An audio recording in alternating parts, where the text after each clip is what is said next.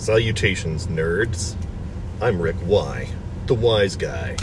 And today is November 4th, 2024, and usually I don't plan on making this many videos per day, but this is an oddly busy news day. In this particular point, I'm going to cover the historic toppling of the French government in a no-confidence vote.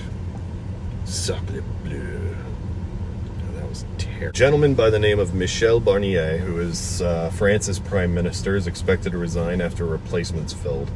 It's doubtful he will just leave the role. And this is now a concerning opening for the far right in the French government to seize power, and may continue a trend of democratic nations just openly accepting more authoritarian leadership. Not only does this halt budget talks, it'll also send quite a gut punch to the global market as well. If you remember a woman some time back by the name of Marine Le Pen, it is because she was hailed as France's Donald Trump at the time, and it would appear as though her party, right now, along with leftists, voted in a stunning majority to end the 3-month-old term of Michel Barnier. In fact, I think it was the shortest in France's republic, well, their modern republic, and I'm shocked nobody left out a croissant to see which lasted longer, a la Elizabeth Truss and her head of lettuce. Again, like issues seen here in the U.S. and as was demonstrated in South Korea, a lot of these disputes seem to be happening along budgetary lines.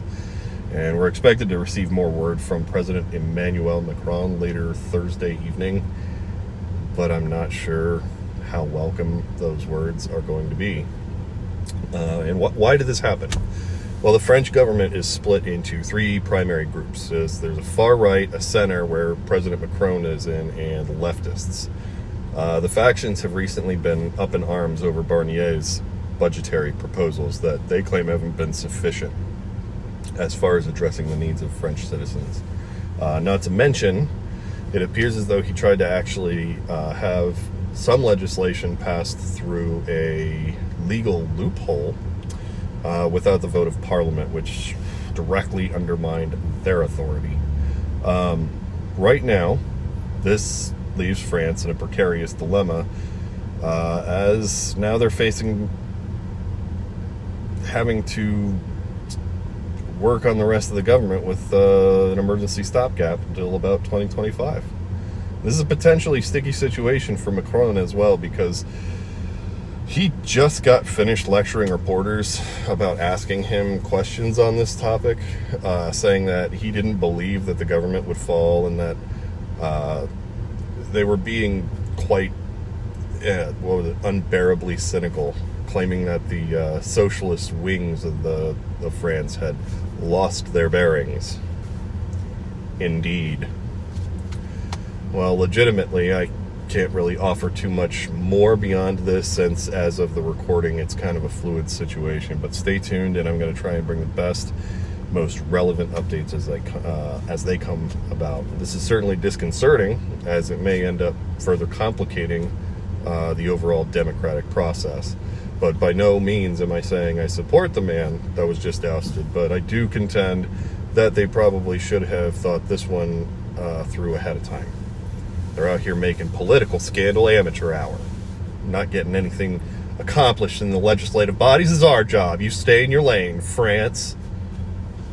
All joking aside, this could end up becoming a serious issue when it comes to the geopolitics we currently have rolling around. The last thing I think anybody needs is economic instability in Europe, with so much international strife dominating the headlines. And if you're curious about how this unfolds, just remain with me. I'll do what I can to bring you word from across the pond.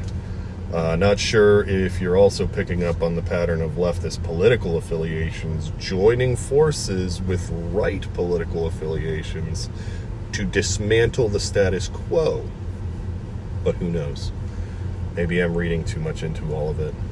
Or maybe common citizens, even in other countries, are just so tired of getting the shitty end of the stick or being ignored entirely that they're actually willing to just burn it all down. I guess we'll have to wait and see. So stay tuned, stay engaged. Most of all, stay decent. Deuces.